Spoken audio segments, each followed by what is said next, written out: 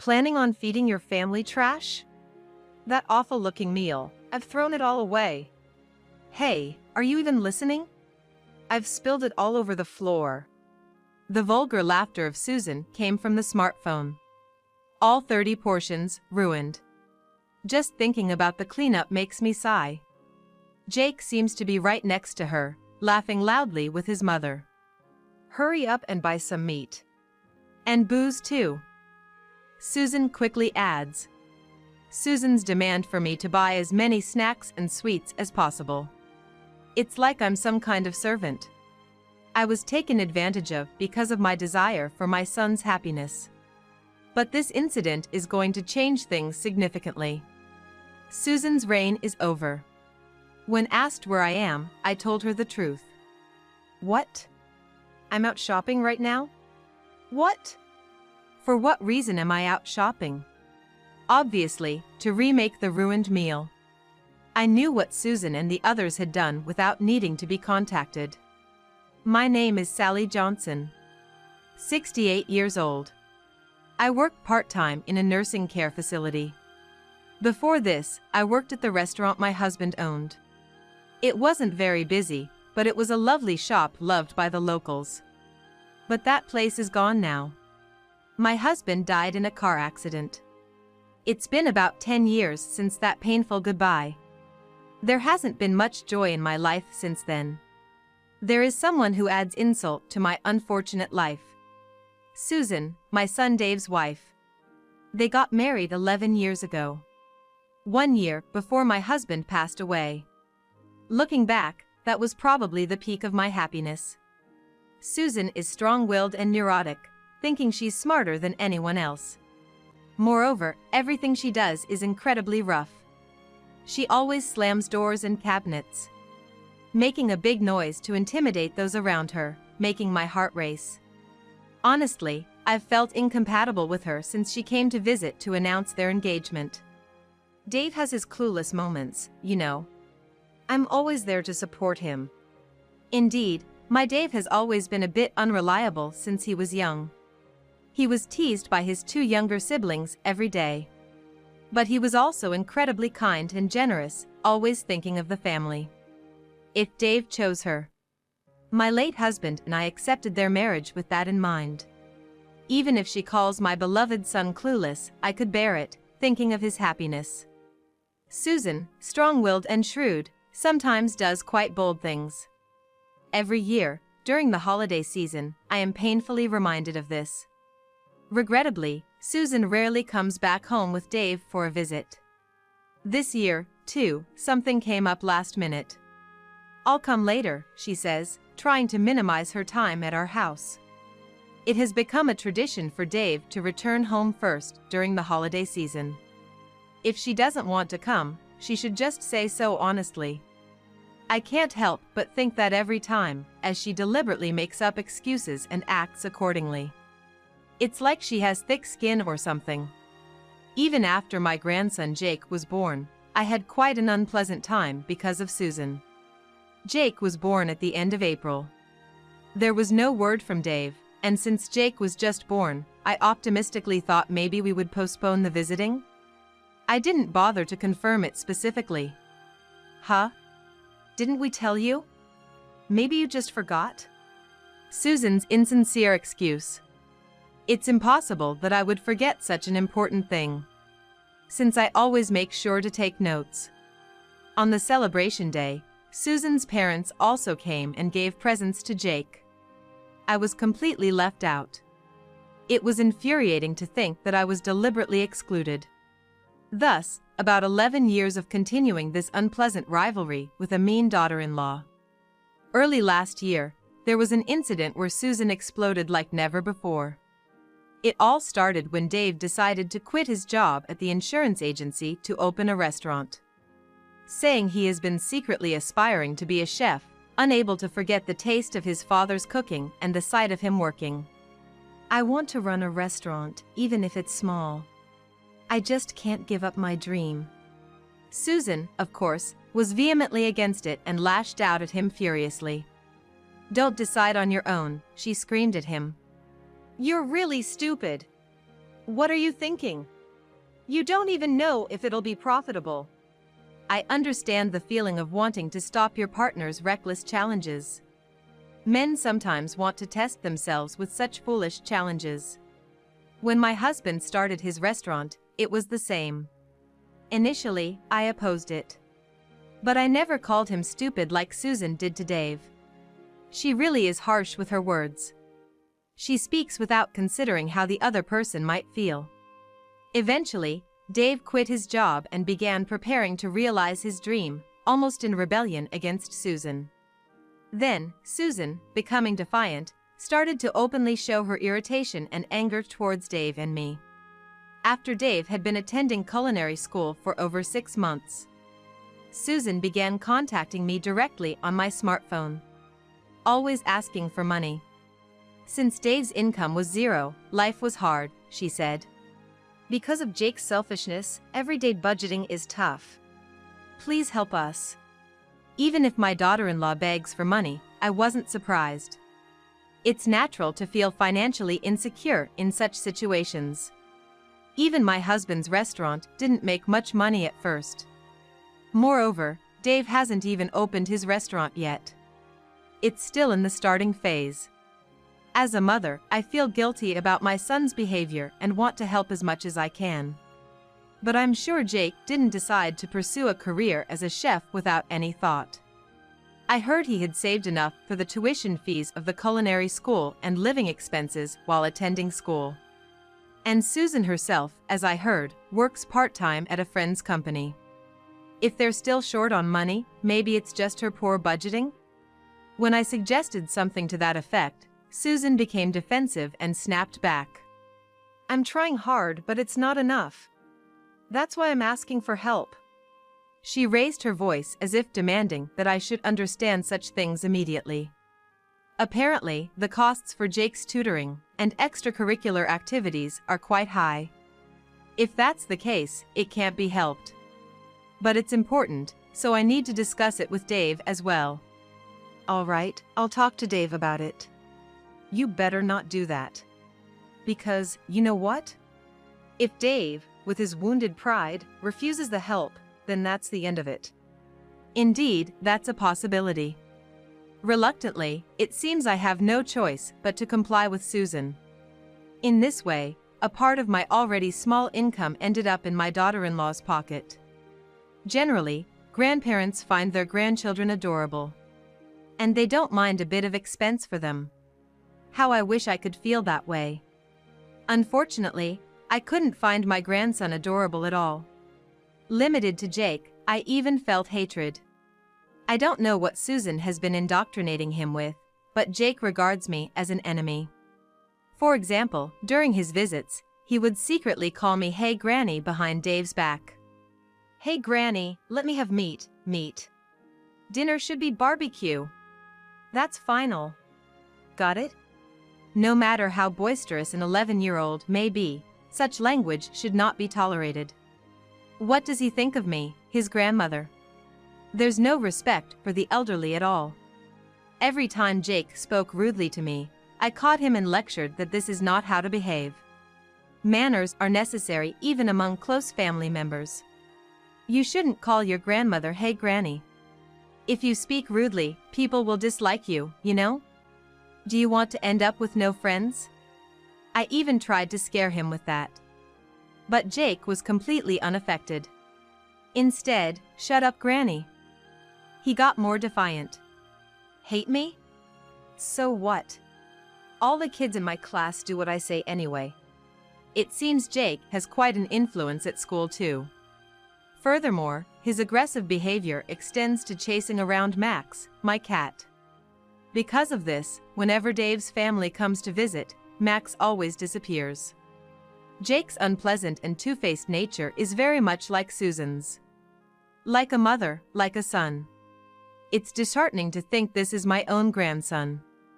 In early December this year, a decisive rift developed between Susan and me. The cause, once again, was money. I was surprised by a sudden call during the day. About the monthly money, can you increase it from $1,000 to $2,000? What? Why? It's for Jake, to enroll him in a better tutoring school. It would be pitiful if he fell behind his friends, right? Susan, I'm sorry, but $2,000 a month is just too much for me. While I could make the payment, doing so would leave me unable to live. Then Susan immediately raised her voice and began to berate me, calling me insincere. Whose son is the reason for all this mess? It's your son, right? It felt like a line had been crossed. Her rough language made that very clear. Susan has stopped showing even the minimum respect towards me. If you need money, borrow it.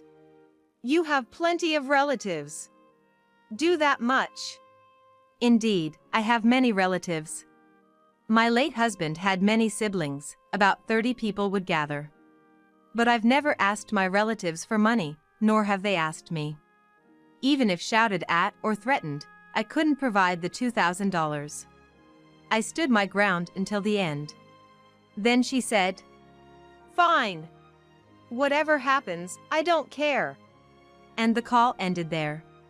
I had only stated what was impossible. Why should I face such backlash for that? The unfairness was too much. I could never have predicted what Susan would do at the end of that year. As usual, only Dave came back home first for the holidays. Since that phone call, there had been no exchange between Susan and me. When I asked Dave, he said Susan seemed normal as always. It seems he still kept our conversation from her, as usual. That means she would probably arrive at our house a day later, as she does every year. I didn't mind. I would just act as I normally do. What else could I do? The incident occurred the day after Dave arrived. Both Dave and I had errands and greetings to attend to, so we were out. It seems that Susan had somehow gotten the house keys from Dave for the visit. Sitting at the bus stop, idly looking at my phone, I saw an unmissable change on the screen. I gave up on returning by bus and decided to do some last-minute shopping at a supermarket that was open at the year-end. Right after entering the store, I received a call from Susan. She was in a very high spirit and without any greeting, she blurted out something rude. Thinking of feeding garbage to the family? I've disposed of that awful-looking meal you prepared. Hey, are you listening? I've dumped it all over the floor, she said unabashedly. All the food for 30 people, ruined. Just thinking about the cleanup made me sigh. It seemed Jake was right next to her, laughing loudly with his mother. Hurry up and buy some meat. The best quality meat, you hear? Got it, Granny. Susan added, and booze too. Snacks and sweets, buy all you can, she demanded. After their extravagant prank, they seemed very excited. When asked where I was, I told Susan the truth. What? I'm out shopping right now? What? Oh, right. Good timing. That's right. I saw everything you did from the start. Huh? Susan seemed puzzled. She didn't catch on even when I mentioned I had been watching on my smartphone. I just told her I would explain when I got back and hung up. I also explained the situation to Dave over the phone. I wondered what would become of Susan and Jake after this. Just imagining it made me feel sick. The groceries I bought filled one bag and 2 plastic bags. A significant amount. As I was placing the bags at the entrance, I heard yelling from inside. It was rare, but Dave was raising his voice. I hadn't seen him this angry in years. Enough is enough. What were you thinking doing something like this? Tell me. The shouting was so loud it made the sliding doors and windows shake. Even Susan, usually so bold, turned pale. Yet, there was still a sharp light in her eyes. In the middle of the room, surrounded by the scattered meal, she yelled, "How many times do I have to tell you? It wasn't me. It was already like this when I arrived." Lies, all lies. She has too many secrets. Defiant, Susan turned her face away from Dave, sulking. "If you don't want to believe me, fine. We can just buy another one, right?" Buy another one? The same meal? That's not a feasible option. I decided to enlighten her, ignorant as she was. This meal was made by Dave. He prepared it for all the relatives to enjoy. Susan was taken aback. Yes, Dave had been working hard on the cooking since early yesterday morning. I had been helping with the preparations the day before, supporting him in various ways. He had put his culinary skills to full use to create the meal for 30 people. I couldn't even begin to imagine the anger Dave felt having his efforts ruined. It was time to tell the whole truth. As I began clearing away the ruined meal, I suggested to Susan that she should come clean. What? What secrets? Can you not start with that nonsense all of a sudden? What about trying to extract $2,000 a month from me, among other things?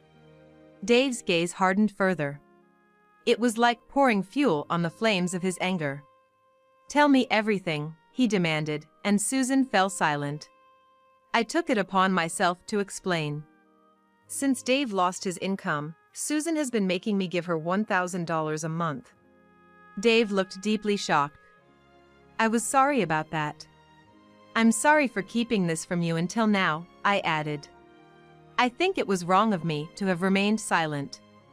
I should have been honest with Dave from the beginning. Agreeing to Susan's demands in order to support my son's dream from behind the scenes was the initial mistake. Having my retirement funds taken away and just enduring it, when I think about it again, it's absurd. Susan's irrational behavior clouded my judgment. I told her it was impossible when she asked to increase the assistance to $2,000. Borrow money from relatives if I don't have enough. She even told me such a thing. The reason for the increase was supposedly Jake's tutoring fees. But when Dave heard that, he exploded again. Apparently, Jake wasn't attending any tutoring or lessons at all.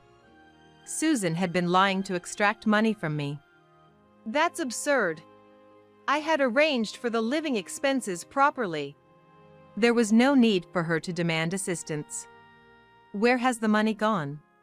Tell me. Dave pressed. Facing no way out, Susan finally bowed her head. I haven't said anything, but I have debts. I've been using the money to pay them off.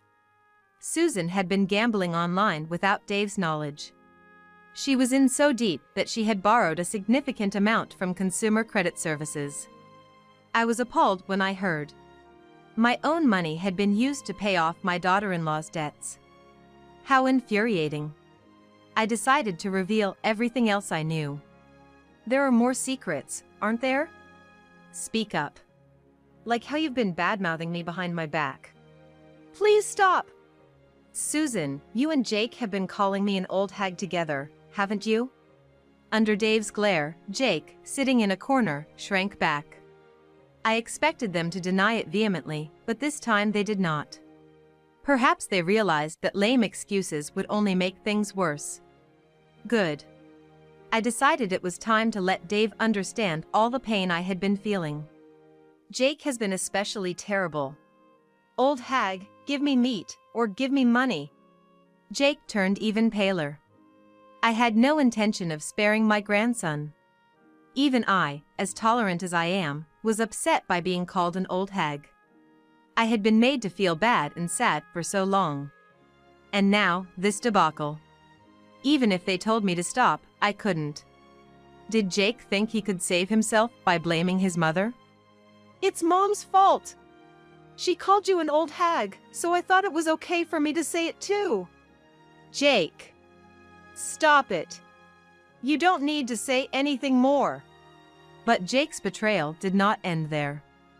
It appeared he knew exactly what his mother had been spending her money on.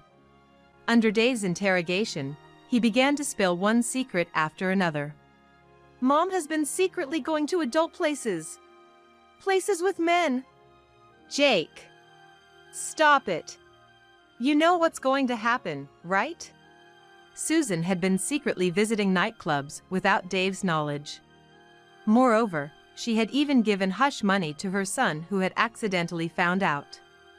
Jake claimed he received $200 every month as hush money, which was utterly outrageous. How far would this dreadful mother and son go beyond my imagination? Susan's trips to the nightclub were her special treat on the days Dave came home late. Giving money to a grade schooler and neglecting him while she drank. It is beyond normal behavior. And Jake was no better. When asked how he used his allowance, he made a shocking confession. He had been paying his classmates to do his tasks. It seems he was paying his classmates to do his homework and cleaning, setting the price at $2 or $4 per task. The reason Jake had such influence at school was, essentially, because of the excessive allowance he received. What do you think school and your classmates are for? Know some shame, for heaven's sake. Dave's fury was understandable.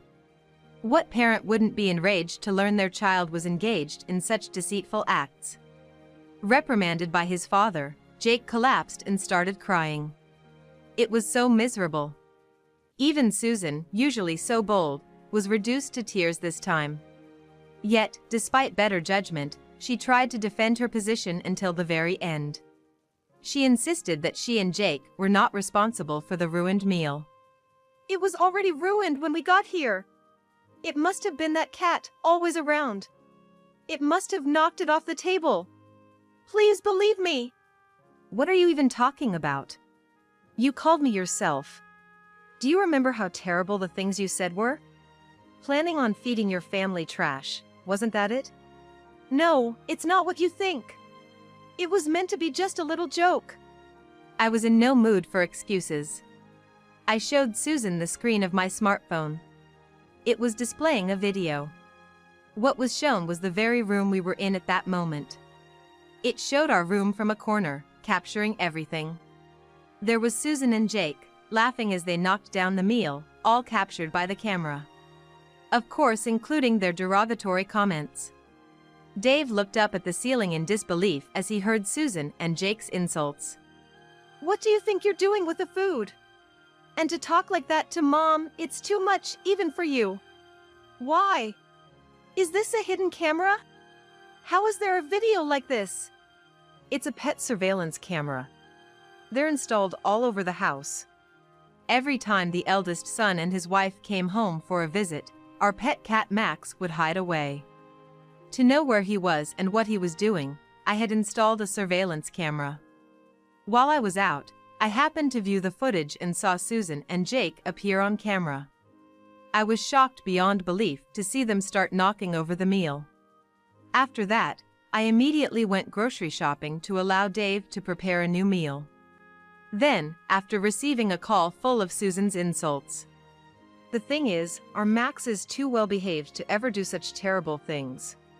Blaming a speechless cat for your own actions, Susan, that's really the lowest of the low. Susan, now silent and crestfallen.